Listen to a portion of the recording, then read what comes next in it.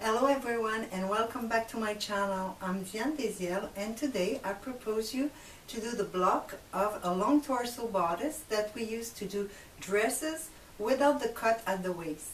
To do that block we're going to start with the basic bodice. So I'm starting with the front. You're going to trace your block.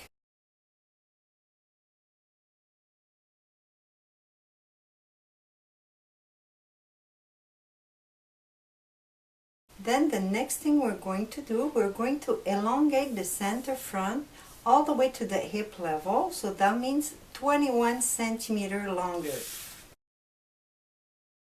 Now from that point, you're going to trace a square line, square from center front, across your cardboard. Then you're going to do the same thing, square line at the waist level, and a last one at the bust level. The following step is going to be to do another square line from your underarm point all the way to your hip line. Then we'll be working on the dart. We're going to do a diamond-shaped dart. And how you're going to do it is by tracing a square line from the waist, touching your original pivot, and elongate it all the way to the bottom. Next thing to do is going to be to do the bottom part of your diamond-shaped dart. And usually on skirt, the dart length is halfway between hip to waist, so about 10 centimeter or 10.5 centimeter. And you're going to connect to both sides of the dart. Now we're ready for the side seam. So on the side seam, you're going to trace a parallel to the hip line, another line about 5 centimeters higher. This is the area that's going to remain straight for the hips, since on a body, the hip is not a straight, it's not a line, it has a thickness. So we're keeping that 5 centimeters straight. And then you're going to curve all the way to the waist level. Try to do like a nest shape, curving inside the bodice and then curving outside until that straight line. When you're happy with your curve, you could fix it using your French curve. Your front is completed. We're now going to do the back bodice.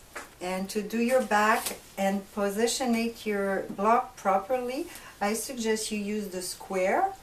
So you could look at all the points in the same time to make sure you put your waist on the waist and you keep your center back parallel to the center front, since it's a construction. When your back is in position, you could trace it.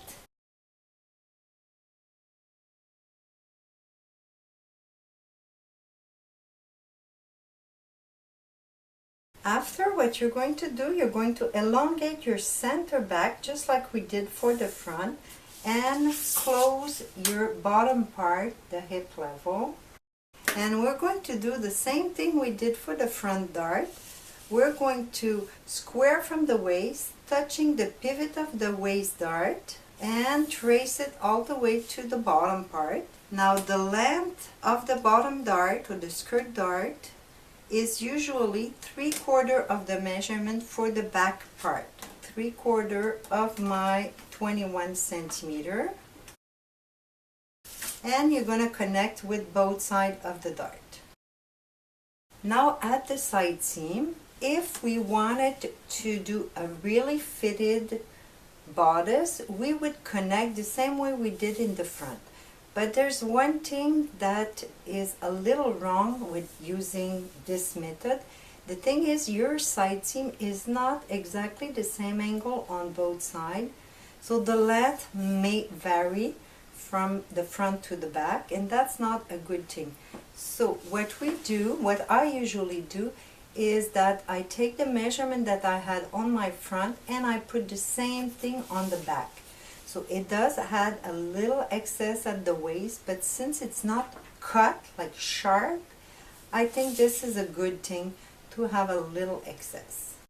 In that case, what I'm going to do, I'm going to engrave the middle line, fold my cardboard, and then I'll retrace the same curve on the back side.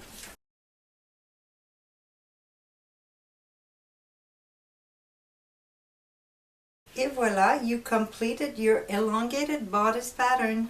Now I completed the block by cutting it all around, and we're going to indicate what we're missing. First, I want to point out that I did notch at the waist because that's always a good reference to keep on the block. And I did the notch for the shoulder dart back and front, armhole notch also. Now to indicate your diamond shaped dart, there is two ways, but one that I prefer. First of all, the top pivot, you're going to put your punch hole at 1 centimeter down from the original pivot.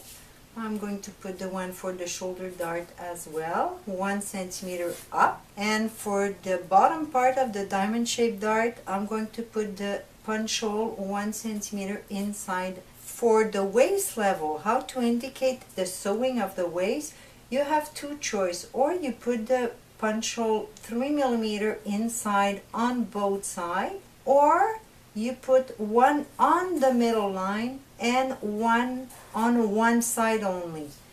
In that case, and that's what I prefer, when it's time to sew, you have your reference for where to fold, and you have the reference for the sewing. You don't have to align your two punch hole with a pin, and sometimes you don't even grab it. Now I'll do the same thing on my back. So 1 centimeter down, 1 centimeter up, and the punch hole on the middle line and on one side 3 millimeter inside the dart. I'm also missing the punch hole for the shoulder dart. The last thing I want to say about that block is that I usually do it until the hip, even if you want to use it for dress, because after the hip it will be a straight line parallel to the center front. The width remains the same all the way down, even if you do a long dress. That's it for today. I hope you enjoy, and make sure you continue to send me your question and your comment. I do appreciate. Thanks for watching, and I see you next time.